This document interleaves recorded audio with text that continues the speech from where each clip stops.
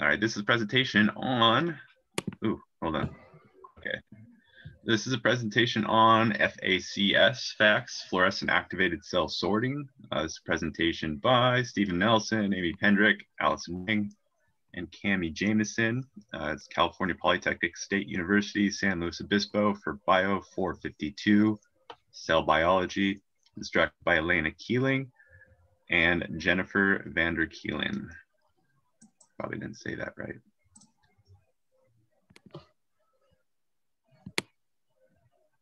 All right, the purpose of fluorescence-activated cell sorting is simple: to separate specific types of cells from the general population extracted from.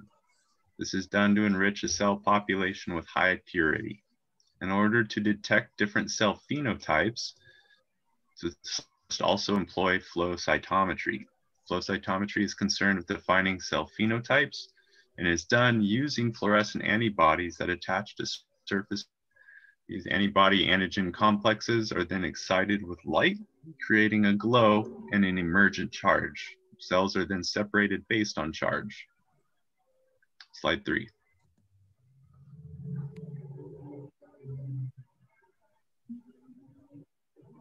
So fluorescence antibodies are mixed into the fluid medium containing the cells, which bind to their corresponding surface molecules.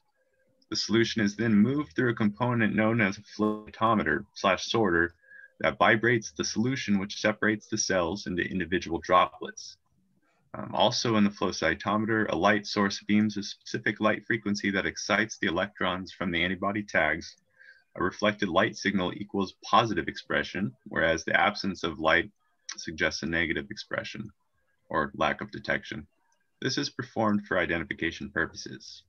An oppositely charged deflection system, usually a magnet of sorts, then sets types of cells into containers based on resulting charge invoked by the excitatory light beam. Slide 4. An analogy we have made to gain a simple understanding of FACS would be a marble sorting toy. I'm sure this toy is familiar to some people, or one that can be easily understood.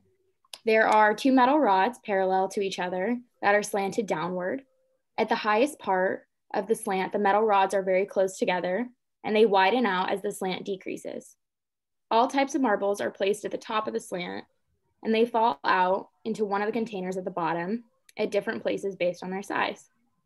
Marbles begin as one unsorted population and are sorted into different containers based on size, which is the phenotype.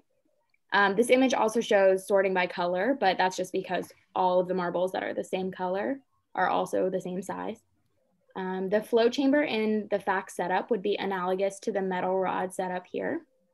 Cells begin as one unsorted population, the way the marbles begin, and are sorted into different populations based on phenotype. For the marbles, this is based on size, and for the cells, this is based on cell type from reflected light sequences. Slide 5.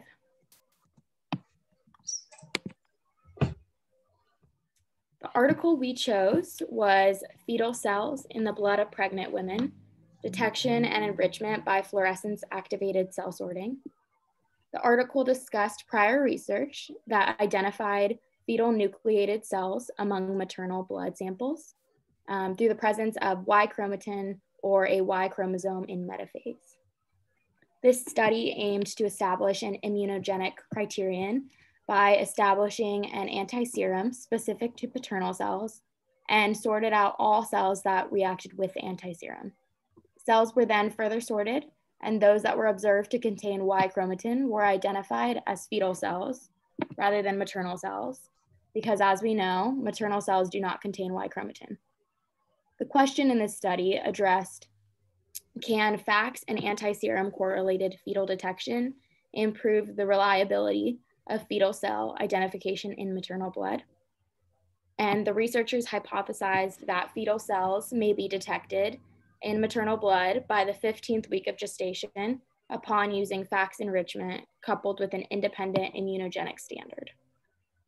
Slide 6.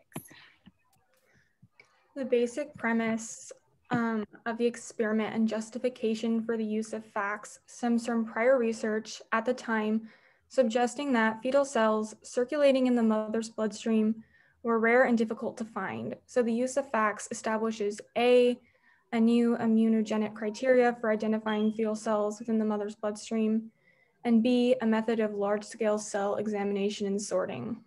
Slide 7. I would now like to introduce HLA A2, a class of human leukocyte antigen, which is a cell surface protein functioning in the immune system. For the purposes of this experiment, the HLA A2 antigen was the proposed mechanism for distinguishing between mother and fetal cells. The rationale for this choice lies in the highly polymorphic nature of the HLA A2 locus, which provides useful phenotypic difference for FACS.